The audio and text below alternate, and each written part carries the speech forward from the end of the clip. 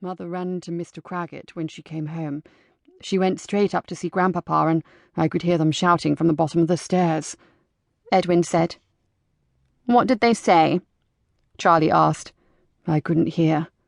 "Drat it, Edwin. You need to pay more attention. This is important," Tom said, springing up to a proper seated position. "For you?" Charlie said. "For all of us," Tom replied. "This is the money, Grandpapa's private wealth, that will go to different people if the will has changed. Don't you want to know if you benefited?" "How was the old will written?" I asked. "Father gets most of it as the new Earl and heir. Aunt Margaret, Uncle Walter, and Lady Beatrice, as Grandpapa's other children, get what's left," Tom said. It sounded like a standard sort of will to me. "Think the old man disinherited someone?" Charlie asked. He sounded gleeful. "How do you know the terms of the old will?"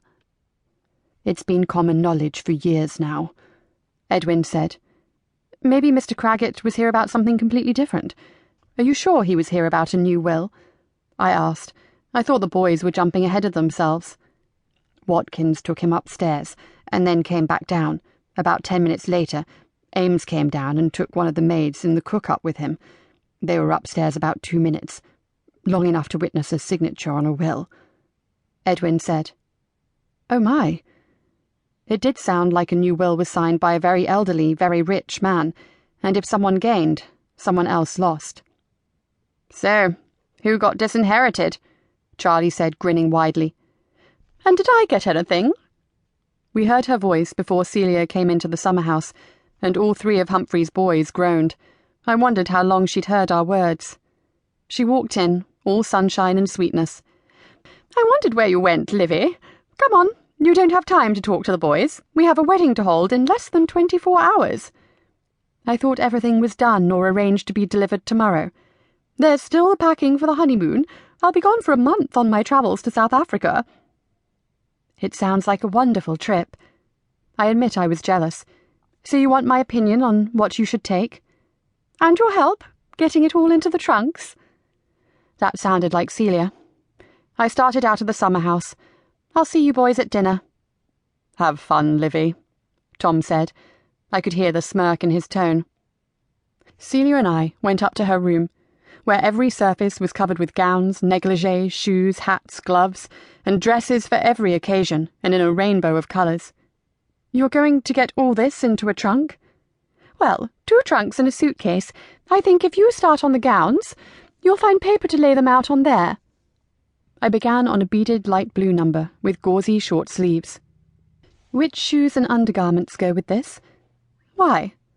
"To pack them together?" I remembered 2 things at once. Celia hadn't travelled much, and she and her mother had had a lady's maid until a couple of years before. "Don't put the shoes on top of the gown. You'll crush it." I looked at her as if she'd grown a second head. Did she think I was stupid? I grew up with an exacting father and no lady's maid. I'd packed plenty of trunks in my life. That problem sorted, I asked, "Does Millhaven House have a resident ghost?" "No. I thought Mama answered that question last week. Besides, we never found one as children, and I've never heard of one mentioned. Why?"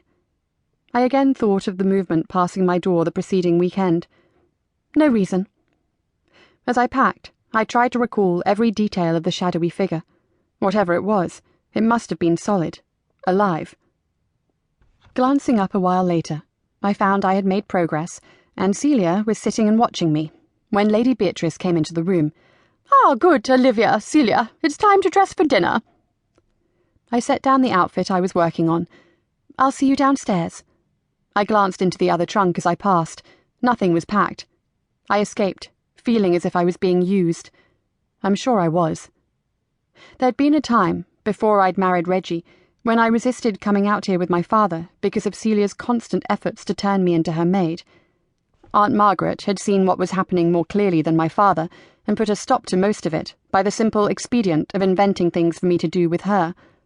The results were pleasant memories of exploring libraries, museums, and ancient sites during my university days, and the year afterward until my wedding. After that, Reggie and I kept busy in London, only visiting Millhaven House for special dinners and taking a taxi back home rather than spending the night in the massive old house.